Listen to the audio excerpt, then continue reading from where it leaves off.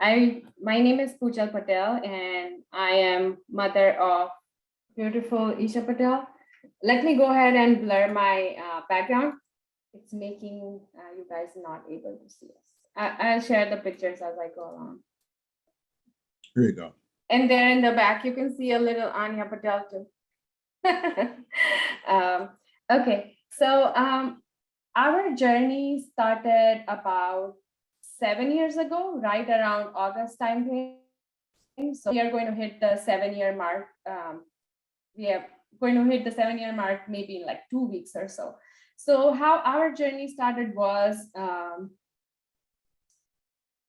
Isha was a child who was born with multiple anaphylactic food allergies, and she also was born with several immune, I would not say immune dysfunction, but in general, she would have a lot of, because of her allergies and environmental allergies, she was a child who constantly suffered from food allergy reactions and environmental allergies, etc., resulting in chronic ear infections and antibiotic use, etc. But one thing to note when I think back, she's 15 and a half now, not even 15 and a half, she'll be 16 this November. When I think back about this, she also had very low anemia, very low hemoglobin. She was anemic since birth. Her hemoglobin never was more than 10. I don't remember. It was always 9, 9.6. Maximum would be 10.8, 11 when we gave her the ferrous sulfate drops, even as a baby. We thought, okay, she drinks a lot of milk, so maybe that's why. And we didn't think too much about it. Our whole focus, entire childhood of Isha was her food allergies. And she couldn't even, her reactions were so severe that she could not even be in the same room as kids eating nuts or, carrying nuts on them. Like if we had somebody come to our house and they ate walnuts and she sat there, she literally broke out into hives. Or if me and my husband ate nuts and kissed her, she would be completely breaking out into hives. She was not given any medical clearance to fly on airplanes. Like, why I'm saying this is that being in and out of hospitals and working with doctors closely was nothing new for us. However, let me go ahead and share this quickly. This picture that you see in my on my background, this is where the actual journey started. She was going through something called oral immunotherapy, and we used to do blood work every 2 to 3 months to see how her body is doing, and we did a complete blood analysis even before we started her on oral immunotherapy for her food allergies. So sometime around in August 2015, her monocytes were very high. So I was very concerned, and we worked very closely with an immunologist, pulmonologist, allergist, and a pediatrician. And I questioned, why are her monocytes high? They could be sometimes because she was going through this therapy and it was all very new for her body, etc., etc. However, in the next 2-3 months, I saw a lot of, so this picture was taken sometime in November of 2015, and she was going to perform a dance on this day. And I got really upset with her. I'm like, when I was teaching her the dance, I was like, why do you not have any energy? What is wrong with you? Like, she was seeming very lethargic. When I think about all these things, I feel so upset with myself that, I was putting so much pressure on a child who was, I thought, just supposed to like play and have fun and run around and etc., etc. Anyways, so I thought something was wrong. And I told my doctor, she doesn't have energy. And then me and my husband, and as a family, we enjoy walking a lot. So we used to go on long walks, 3 to 4 miles every day around our neighborhood. Crazy. She used to complain that my feet hurt a lot, and my knees hurt a lot. And our obvious answer would be, you don't eat well. She was a very, very very picky eater in the sense that it would take her 2 hours to complete one meal. And I know this because of her nut allergy, she could not sit with other students in school. So every single day, it was my job to take lunch, go sit with her, eat lunch. I did that till she was like in 5th grade, 4th, 5th grade. And then started the erythema nodosum. And then, one fine day in December, she had lost a lot of weight. She was very skinny to begin with. She was like 63 pounds she was what, 8? She had just turned 8 and she was like 62, 63 pounds, and she had lost 10 pounds by December. And one December, December 2015, I just happened to notice some blood in her underwear. And I told her, next time you go poop, you have to show me. And then all the antennas, we were on like high alert. And then we took her to the pediatrician. They did all the blood work. And her ESR was 80, her CRP was very high. ESR was alarming. We did all kinds of stool tests and everything imaginable. And then they said, okay, you know what? She has had issues with her blood number since birth. So take her to a hematologist. So we took her to the best hematologist. I called around for referrals. We knew so many doctors by that point. This was just another doctor. He said, oh, you know what? She needs to be on iron supplements, and that's the problem. And she's just constipated. It was just overwhelming. And I was also in denial. I was not in denial, but I wanted to be in denial because I was already dealing with food allergies. I had so much going on. My second child was also born with food allergies, and they had different food allergies, etc. So it was just too much to process as a family, as a mother. So I don't want to say I was neglecting the test results, etc., but I was just obeying the doctors. Let's just say that. I just fully trusted the doctors. They were doing the best for Isha. But then again, in January, her erythema nodosum grew worse. We did not know it was erythema nodosum. I was giving her Benadryl because my doctor said, give her Benadryl because we thought they were hives. They look so much like hives. And come January, we saw hematologists. We had an appointment with GI, but it wasn't until February of 2016.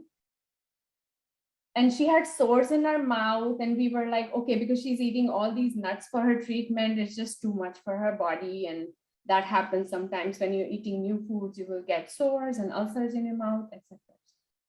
Anyways, I had a Valentine's Day party in my house, February 13, and I had 6-7 families over. Isha was not able to eat anything at that point. Her legs were hurting so much. Her joints were hurting so much. So I used to make smoothie for her.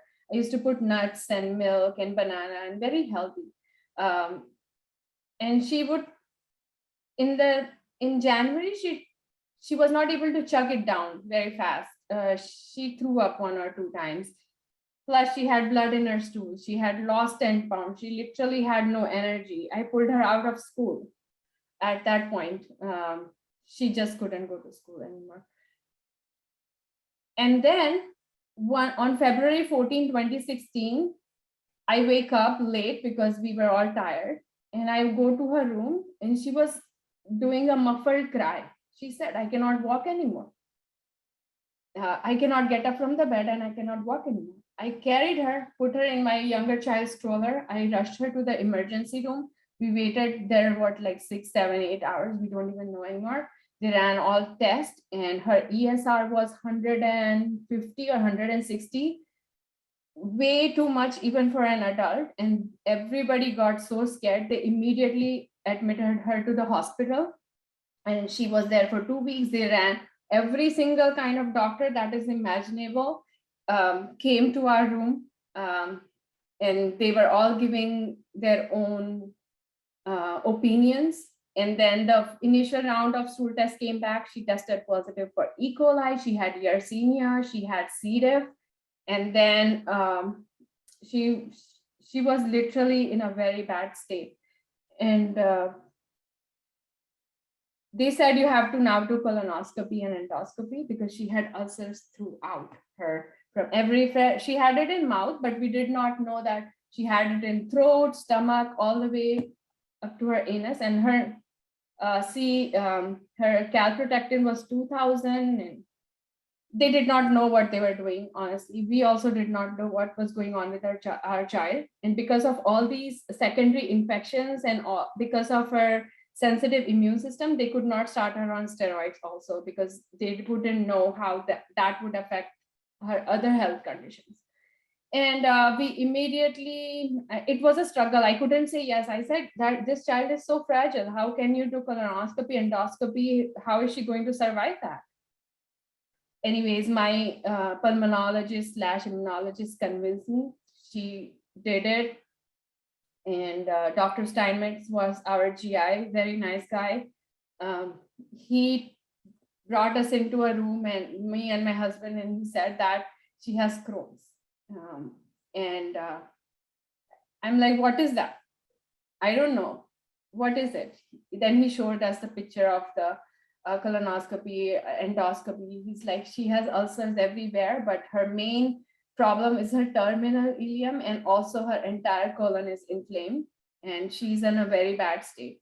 And then again, we had a meeting of like 4 or 5 different kind of doctors in our room.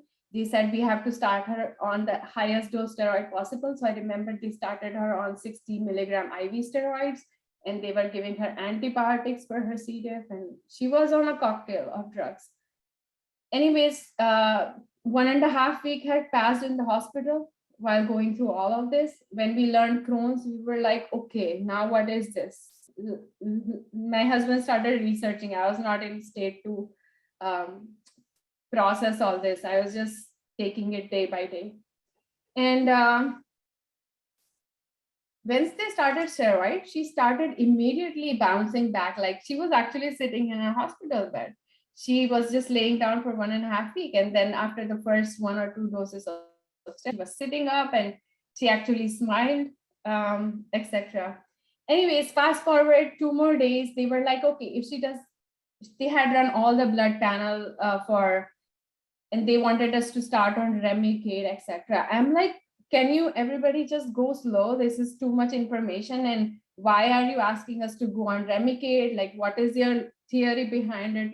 And at this point, I was very well conditioned to question doctors and argue with them and not listen to them. I didn't care. I know they are doing their job, but I also have a job to make the best decision for my child. And that's what I was doing. And this is all my doctors had taught me over the years. So my husband, he called me and he said, you know what? I read about something called Specific Carbohydrate Diet. Let's try it. I'm like, are you stupid? That's what I said. Are you stupid? Because after going through 8-9 years of immunotherapy and trying to introduce nuts into her diet, and finally she was eating everything, and now you want me to take away grains and take away everything that she actually eats without any problems? He's like, we don't have choice. We have to do this. And he reluctantly said, okay, whatever. And coming from, I moved to United States when I was 23. So I was not, cooking was not new to me. I do not eat American diet. I still eat very traditionally what my mom used to cook. Everything, I still cook 3 meals. I used to still cook then, and now 3 meals a day. Everything is cooked from scratch. We do not use cans. So all of that was already thrown out of the window. Diets were already clean. But then why Crohn's? Why this colitis, right? So we read that, my husband read that book, and he told me, I said, my condition was she will continue eating rice. And then I will do everything SCD, but rice I will not eat.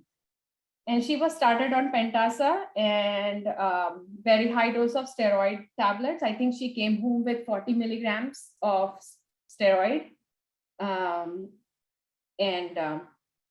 She was discharged because she was feeling better. And then she came home. We started her on SCD plus rice. So not SCD, plus rice. And she started feeling better, of course, because steroid was acting, and she started gaining weight, etc., etc. And her challenge came when we started, when we dropped that steroid from 40 to 30 and 30 to 25, her joints gave up, her body gave up. She was so steroid sensitive. She ended up in a wheelchair. She couldn't walk anymore again. So we did not know what to do. So we were working with a rheumatologist. He's like, put it back to 30, do this, do that. That point, I took my husband very seriously. I'm like, okay, actually, we should also remove rice, maybe because we are not following this 100%. Then we removed rice and we started 100% SCD. Unfortunately, we did it for 6 months. She was very stable, calprotectin normal, but she was also on steroids and pentasa. So we did not know if the medications were working, etc. Fast forward to November 20, which year was that? 2016. This was a very long time ago, guys. November 2016, we had a leakage in our house and we had to go stay in residence inn. And we were living in residence inn for over a month while they fixed our plumbing and, redid the house, etc. So I got a little lax. She was doing good. Her numbers were good. I was like, maybe you can eat rice. Okay, no problem. And then she's like, can I eat this chobani? She used to love chobani yogurt before SCD. So can I eat chobani yogurt? The breakfast they give in residence inn. I'm like, okay, no problem. Eat it. Then the same pattern from November previous year followed. Her ESR started going high. I started seeing a decline in her health. Her blood numbers were not looking good because at that point, we also suspected she had lupus because we were working with immunologists. She was getting a blood test every 2 weeks. She also had very beginning stages of lupus at that. So January 30th, 2017, we were in the GI doctor's January 30th, 2017, I was in the GI doctor's office and I had to beg him. Her numbers were not looking good. He's like, we have to start her on Remicade or something like that. She's not doing well. I literally begged him. I said, Dr. Rabizadeh, I know I messed up. We messed up. We were just getting ahead of us. Give us 1 month. And we have social worker there, dietitian there. And they were all looking at me like I was a mom with 2, 3, 4, 5 heads. I don't know. And I said, give me only 1 month. If it does not improve, she's your patient. She's my child. I'll do whatever you say. And January 2017, 30th January 2017, we have never looked back. She started 100% SCD that day. Again, for the second time. We had a camera pill test and her GI was completely inflamed. Her calprotectin was high, her ESR was very high. And in 1 month, this was first March or something like that, she had a pill cam test. Doctor called me after the pill camera and he said, you know what, Mrs. Patel, whatever you're doing, it's working, keep doing it. Because she only has like one small ulcer near terminal ileum. Her calprotectin is fine. Everything is good. And then second week of March, I was visiting my sister in Houston and her pentasa ran out. And she was on a very small dosage of steroid because she was so sensitive. We could not just wean her off like that. We were working with immunologists. She was on 2.5 milligrams of steroid. So he said, this is not the steroid and that's helping her. This is the diet. So keep doing the diet. And pentasa, she didn't eat pentasa for 5 days. And you know what? She gained 5 pounds in Houston when we came back. I immediately called my GI. I'm like, CVS couldn't refill my medicine there. And she did not eat pentasa for 5 days.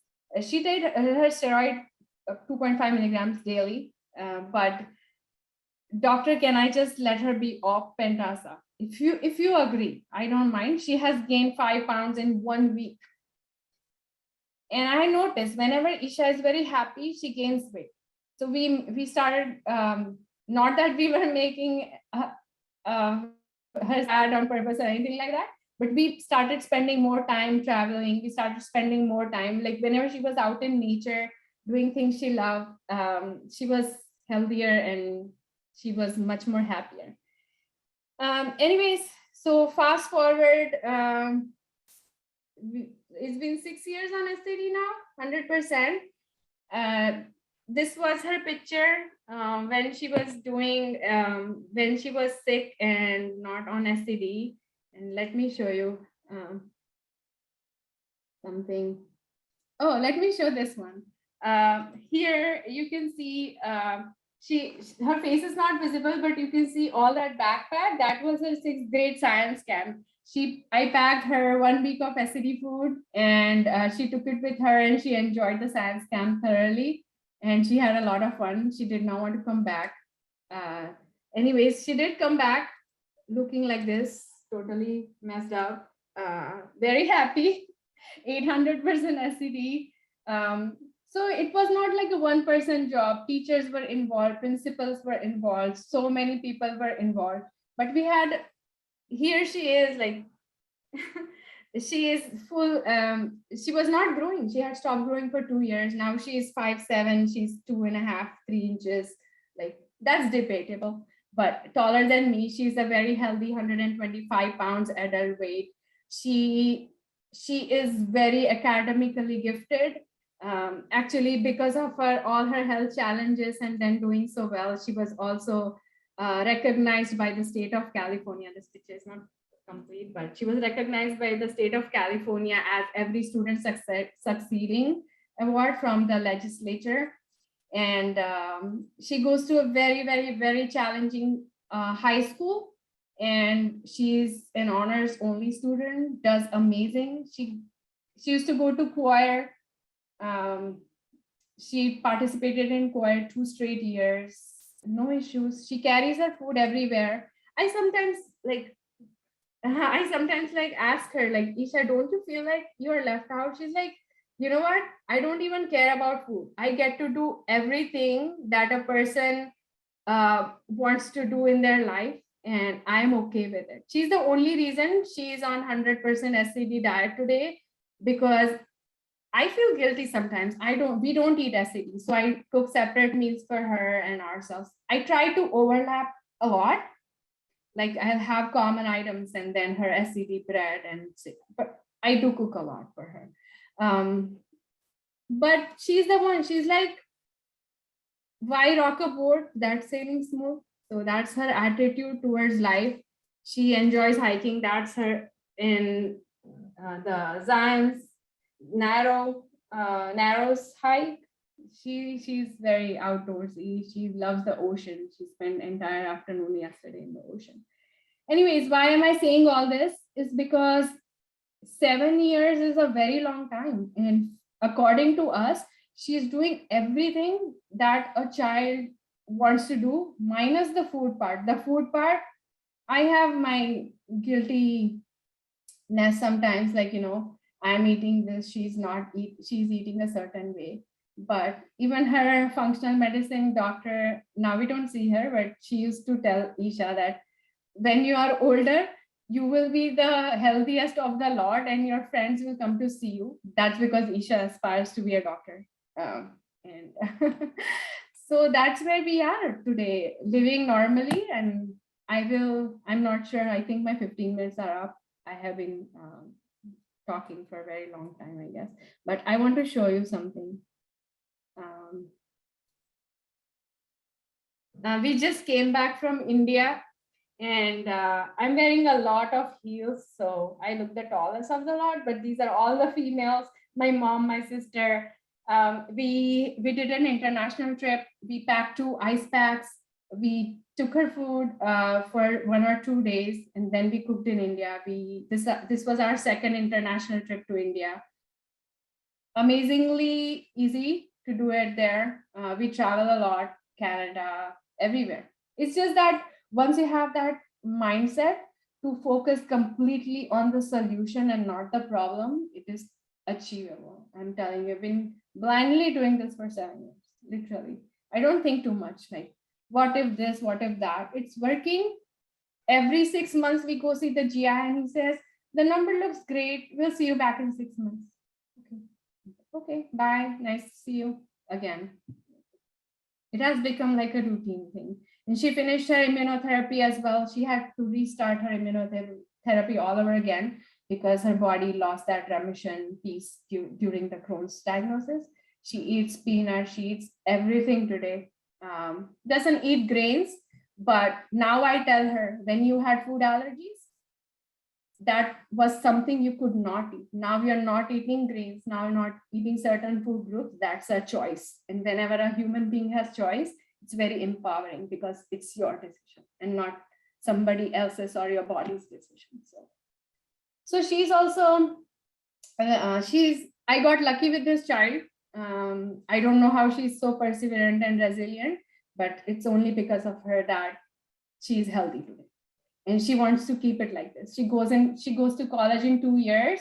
I keep worrying, like, how am I going to manage? She's like, I'll be fine. That's her attitude. So I think it's all about the attitude we have as a family, the patient themselves, as moms, as mom and dad, as a team, etc. Yeah, and she did everything possible in India. She did roadside shopping. You name it, and she did it. This is her sitting in metro, relaxed in India. She did all. And when we came back, we all caught COVID. She was the only one who had 0 symptoms. We have noticed this with SCD. She used to be a very sick child. So I can tell this is only because of specific carbohydrate diet. You keep her next to sickness, but her body won't let her feel it or catch it or whatever it is. I don't know how that is possible with this diet, but with a child who was constantly sick to a child who was asymptomatic for COVID, I was actually really worried for her during the last 2 years, like how her body will do, how it will affect her bones, etc. But asymptomatic. So I was so thankful to learn how her body reacted to COVID also. So all in all, we're just going to be like this. I always look forward to research. Maybe things will change a little bit. Maybe few more foods will be researched. We'll add those. But that is not going to change anything for us. We know this works. We know we'll find people in life that support us. If they don't support us, too bad for them. We'll keep going the way we are. And my whole idea of going on this diet, and I always thank my husband because he's not the pushy kind, but he pushed me for this diet. And I always am going to be thankful to him for this.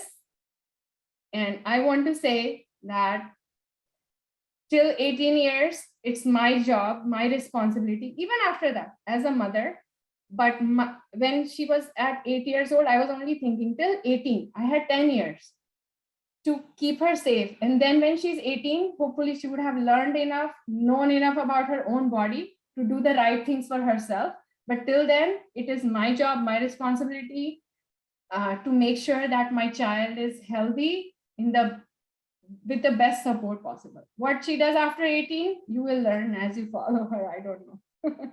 But I will always support her with whatever she chooses to do. That's it.